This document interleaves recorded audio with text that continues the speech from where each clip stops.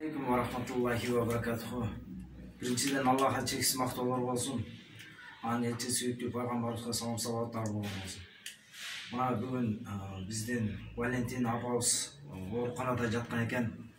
Мына Ташкөмүр Садака биримдиги дайыма ушундай ооруп жатканда больницага келип, ошо ооруканада жардам берчүбүз акчалай. Бүгүнкү учурда апабыздын акыбалы бир аз оорураак экен.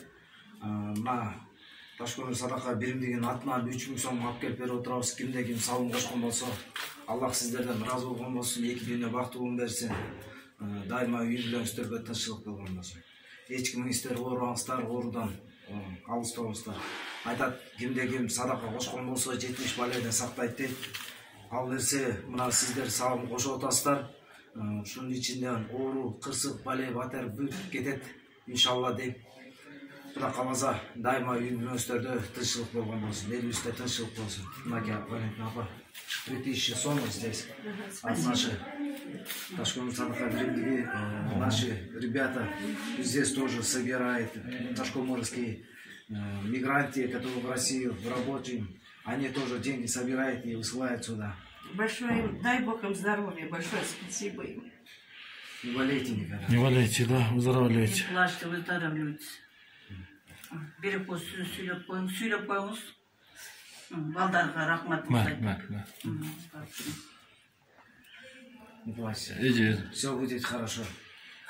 Не дейбиз балдарым, рахмат каглайындар, тапканыңарга береке берсин, алыста жүрүп ошол Ташкөмүрдүн эл үчүн ошо акча салымдарды кошуп атасыңар. Ушул жерде иштеп аткан балдарга дагы Алла ыраазы болсун. Мынакей көптөгөн ошол ооруларга, аз камсыз болгондорго, бейбечараларга, инвалидтерге жардам берип атасыңар. Рахмат балдарым.